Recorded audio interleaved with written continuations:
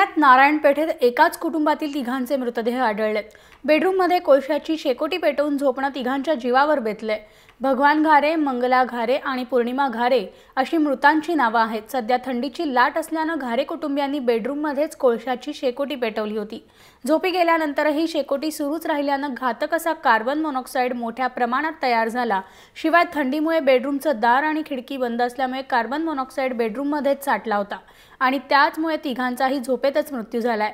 सकाळी 9:30च्या सुमारास शेजारच्यांनी दार वाजवल्यावर आतून कोणताही प्रतिसाद आला नाही आणि त्यानंतर घराच्या वरच्या बाजूने एकानं प्रवेश करून बेडरूमचं दार उघडलं आणि त्यावेळी तिघही मृतावस्थेत आढळून आले। जेव्हा मी 9:30 वाजता घरातून उठलो तेव्हा त्यांचे कामाला आलते, तर त्यांनी बेल वगैरे वाजवली, तर त्यांचा रिप्लाय आलाच नाही काय। म्हणजे नंतर त्यांनी मोबाईलवर फोन केला तरी त्यांचं काय हे आलं नाही, रेफरन्स वगैरे काय आलं नाही। शेवटी त्यांचा कामगार होता एक, त्याला घरातनं खिडकीतनं वर पाठवला, तर बेडरूमला लॉक होतं। बेडरूममधनं कायच परत बेडरूमचा दरवाजा उघडला, म्हणजे लॉक केला, तर सगळं झोपलेलं होते। म्हणजे असे शेवटी दरवाजा तोडला आम्ही त्यांचा बेडरूमचा, तर ते तिघं बेशुद्ध पडले होते। शेवटी आम्ही पोलिसांना बोलून घेतला, पोलीस इथं आले। पोलीस म्हणले आम्हाला तुम्ही दवाखान्यात घेऊन जावा त्यांना।